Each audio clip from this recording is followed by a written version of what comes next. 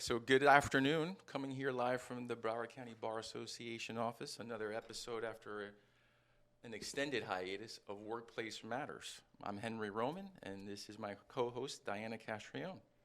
Good afternoon, everyone. Anything new happened since the last time we met? Lots of new things have happened, I'm sure, all over the place, but we're going to focus on one interesting new case that came out today. So I'll let you talk a little bit more about what we're going to talk about today. All right, so the case is Anna Lee Ortiz versus Winn-Dixie. Travelers is the insurance company, Sedgwick is the servicing agent. It's a September 20th, 2003 date of accident, so 20-year, at least from the date of accident, 20-year-old case. And the case deals with the statute of limitations. And we were talking about this before we started recording. And I've now read this case probably 7 times. And every time I read it, it just spawns more questions. You've read it, right? Yeah, I mean, I've done the same in terms of reading it multiple times. And just before we get started with the conversation, we also want to just mention that we recognize this first DCA ruling, which came out May 31st of 2023, the mandate was recalled on it. So apparently this is still a question that remains outstanding, as there were several cases with Winn-Dixie with similar or somewhat similar fact patterns that the court is still considering. So technically it's not final, but I will say that it brought up questions. I always felt like the statute of limitations was the statute of limitations. I didn't really feel that there was a lot of question. In fact, part of the reason why the courts allow for there not to be attorney-client privilege when asking a claimant during a deposition, did your attorney explain the statute of limitations to you? Part of the reason why is because the court says, I mean, that's such a basic concept, statute of limitations. There shouldn't be an attorney-client privilege because you're not really teaching them something. You're just stating a pretty simple statement. What is it? It's a recitation of the law. Exactly. It's not legal advice. So, but interestingly, this case now comes out, in May of 2023, so many years after I've been doing this, and it's now saying something a little different, which really calls into question how simple statute of limitations really is, and how complex a court can eventually turn it into. And so this is one of these circumstances where it's an appeal of an order of Judge Frank Clark out of Fort Myers. And this is, like we said, it's a Winn-Dixie case. And it starts with an individual who basically had a slip and fall on the job working out Winn-Dixie. But as a result of that slip and fall, actually had a pretty significant injury, to the extent that she had a significant kidney injury and had to have one of her kidneys removed, which is a somewhat unusual claim for what we're accustomed to dealing with in the world of workers' compensation. And she essentially underwent a really lengthy course of ongoing medical care for the kidney. And in the course of that care is where the statute of limitations issue comes up. So if you want to talk a little more about the whole detail. Right. So something happened in this case, which is not uncommon, particularly these cases that have this extended period of time of care. There was a change of doctor, right? She moved from one authorized provider to this other authorized provider. And the case talks about that she'd been under the care of this new authorized provider since 2015. Right. And had seen the doctor between, let's just say, the year of 2015 and the last, let's just call it authorized visit that the carrier was aware of. Correct. January 29, 2019. The dates matter, because when we're talking about statute of limitations, the dates really matter. So let's try to make sure that we're giving the right facts. So that's the last office visit that the carrier was waiting for. So the carrier took a little while, but they finally, the following year, in I think May of 2020, reached out to Dr. Young, who's the doctor in his office. Right, and it's notable, these dates, by the way, because we're saying January 29th of 2019 was the last authorized, quote, care, and now there's a follow-up being done in May of 2020, which already by the time that call is being made, under the interpretation of the statute I've always known, and Henry's always known, the assumption is, well, if there's been no authorized treatment, the statute would have run on that case. But go ahead. This didn't come up at the case at all, but May 2020, there was significant events happening globally during that time, right? What do we call it? There were significant events going on globally during that time. Right? Yeah. COVID, right? we were locked down. I don't think it has anything to do with the case, but it's worth mentioning because maybe that's kind of what kept her from going to the doctor sooner. I don't know that to be true, but nonetheless. Well, but we know she did. Yeah. So here's what's interesting about this. So here's what happened, though. The evidence bore this out.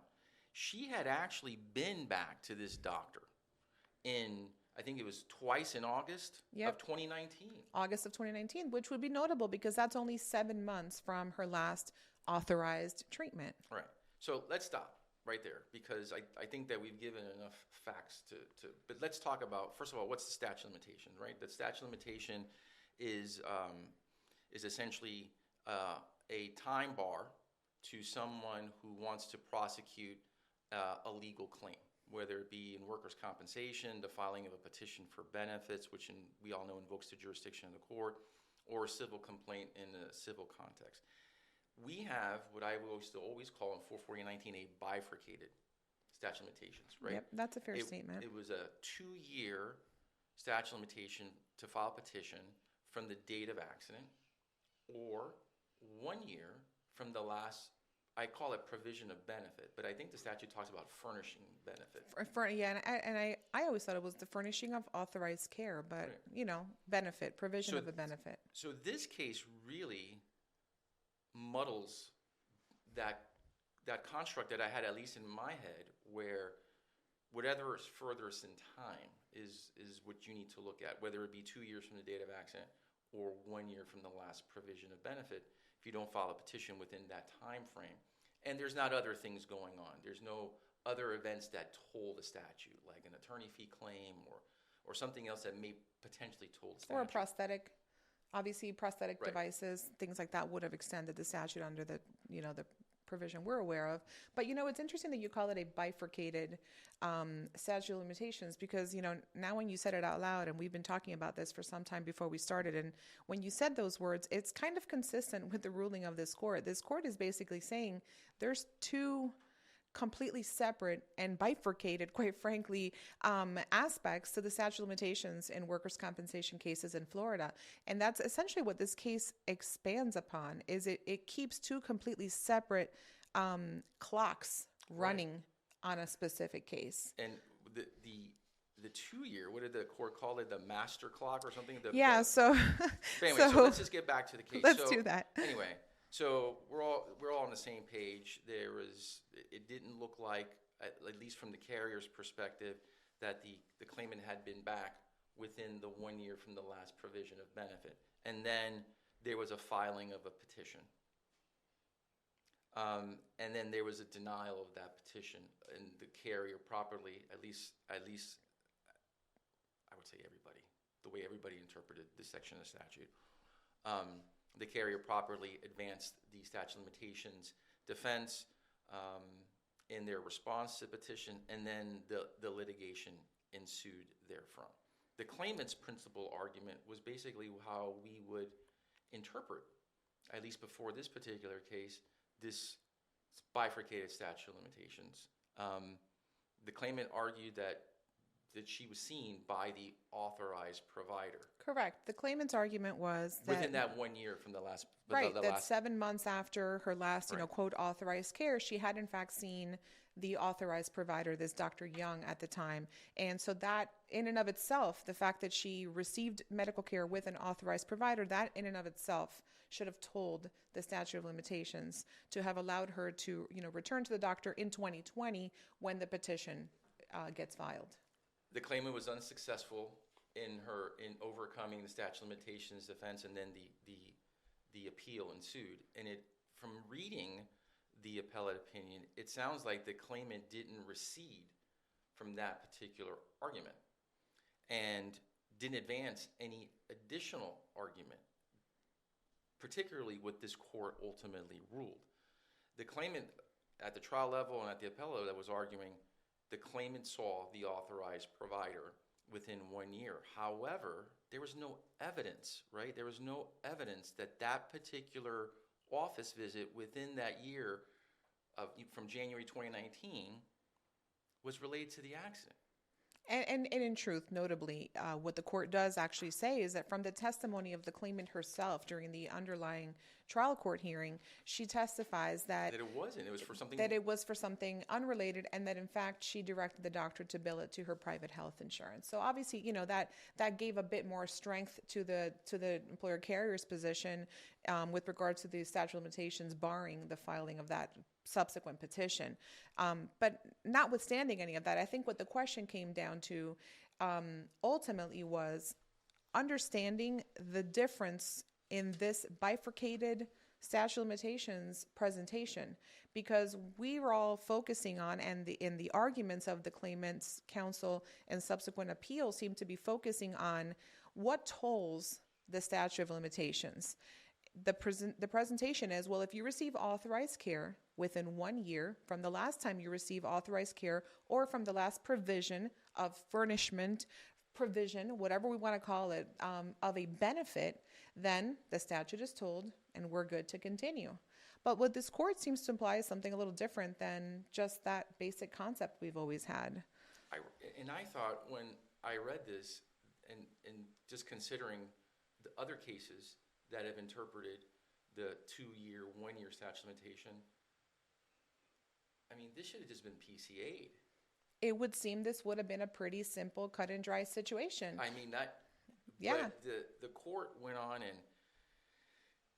and really engaged in this erudite type of analysis of our 2-year and 1-year statute of limitation. So I'm going to let you try to explain it, because of course you are. I'm still trying to figure it out. So I will start by saying that this is the Diana Castrillon interpretation of this case, and by no means should anybody necessarily take this to heart, as much as we wanted this to start a conversation. The concept behind this podcast today and this conversation is that, is there more to the statute of limitations than I think we've all been working under the assumption on for many years, you know? So according to this case, there is. And according to this case, there is. So notwithstanding the fact that there's a mandate that this is not final and we get it, the conversation is still there, the information is still there, and the thought process of the current first DCA is very well outlined for us in this case.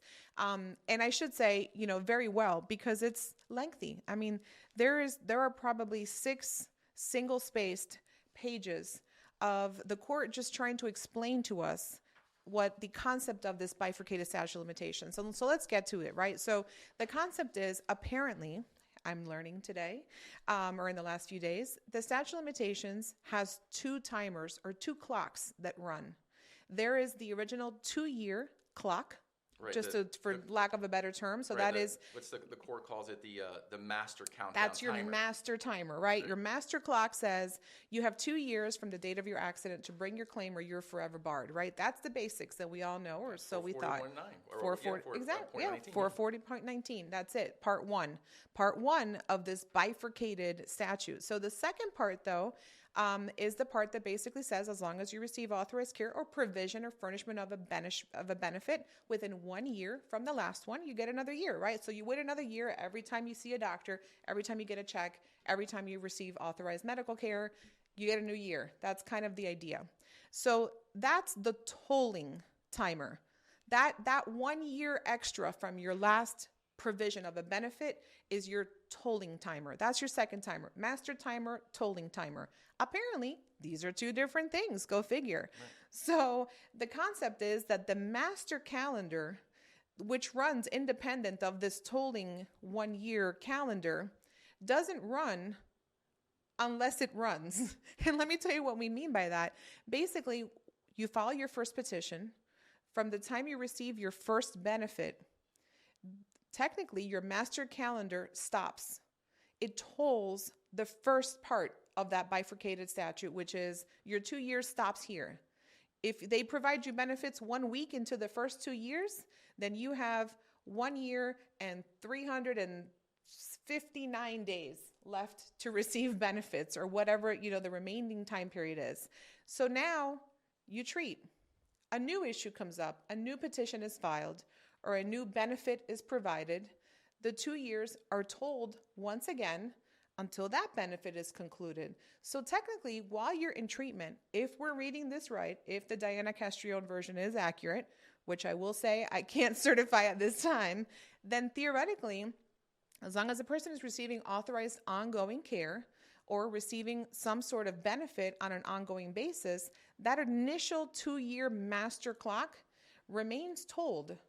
And so when a new petition now in this case is filed, and it's been 1 year and 4 months since the last time this person would have received, you know, quote, authorized care, if that 1 year and 4 months is still within 2 years from the original master clock, Do we still have a case? The court seems to argue that we may have. Because the court, in creating these two timers, says to us that they don't run concurrently. Correct. Once you're in the 1 year phase, the provision of benefit seems to put you in this 1 year phase, or this 1 year timer. The 2 year timer stops. That still stopped, and it's waiting here. Until something else happens. Until a new thing happens. And right. then you have to figure out with math. With math. So how much time you have left yeah. on the 2 year timer. I got to tell you, this makes administration of cases, much like these, obviously, that have long-term benefits, very, very complicated. Yeah. Very difficult. Because now you're asking the claim examiner, they can do it. They can figure it out.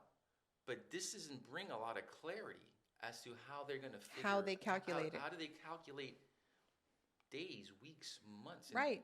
Do you start the day after they had the doctor's visit, or is it the day of? Or is it, is it calendar days? Is it business days? Is it all these questions that come into play? And I think it almost creates more litigation. I mean, if this was final, and we know that it is not at this point, but if it does become final, or some version of this becomes final, I feel like this is going to open the door to statute of limitations cases. As a claimant's attorney, I kind of think it's great in many ways, that at least it gives me a secondary argument. If my client didn't have, quote, authorized care during that time period, but can I somehow argue that 2 year master clock hasn't stopped running? What's favorable for litigation on the claimant side, oddly enough, is not favorable for litigation on the defense side. And, we look to the courts for clarity on some of these issues that maybe are not clear.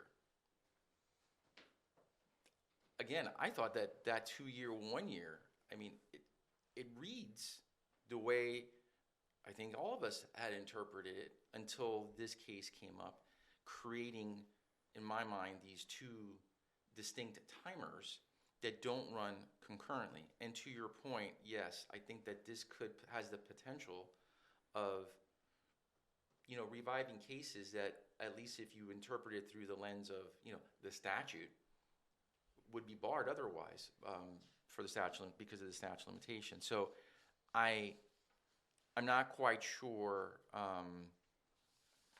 what this case really allows for people to look at and say, okay, this is how we should adjust these cases. And I think because of the impact that are in other cases that are at the first DCA, the appellant properly filed the motions, and now we're just waiting to see how this all ultimately shakes out. Yeah, I'm hopeful that now that the mandate has been recalled, that it does give the court an opportunity to really just look at this again and hopefully give us a much more clear result or response to what the statute of limitations should look like. Because if you and I have both read it 7-8 times, I've highlighted this thing with more colors than I thought I had, just trying to break it down and understand it. And it's extraordinarily complex, which to me, like I said, creates questions on, do we still have an argument on protecting attorney-client privilege? Because if I can't understand this thing, I can certainly tell you that if I'm trying to explain this to a client, there's a lot of my thought process going into this,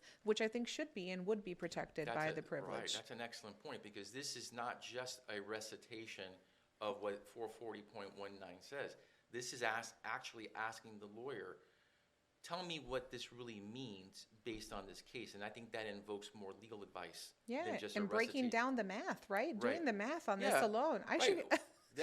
There's no calculator. Yeah, I don't know if you need to have a law degree to do the math. In fact, often lawyers say that they didn't become doctors and accountants or whatever for a reason. For a reason, because they didn't like the math. But yeah, I agree, because even within the math, let's say your client, you figure it out one way, my client and I figure out another. Now we have a dispute over the math. Right. You say we've got 4 months left on the master timer, and I'm telling you, no, there's no time left at all. Game is over. But apparently, this court created some overtime that we didn't even know to continue along with the sports metaphor, it creates additional period of time that we were completely, at least the way I interpret it, unaware of. I was also unaware of it, quite frankly. And so, again, we do look forward to seeing what the first DCA tells us when this final ruling does come out, or some version of it. For all I know, all of this will be deleted and we get a PCA when all is said and done, right? And this conversation would have just been for fun. Yeah.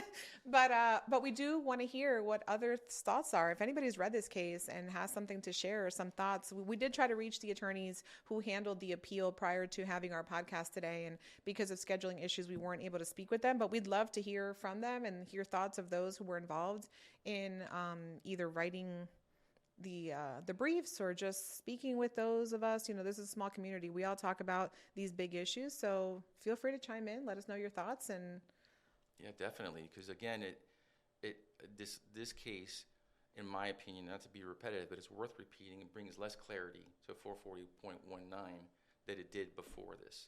So, and I think, again, we look to the courts for clarity. That way you can advise your client and I can provide advice to my client, and then we can move forward on the litigation in this case.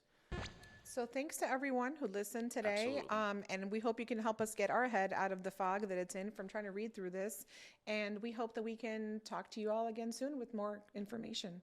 And that's the end of our podcast today for Workplace Matters for the Broward County Bar Association. Thanks so much for listening. Thank you.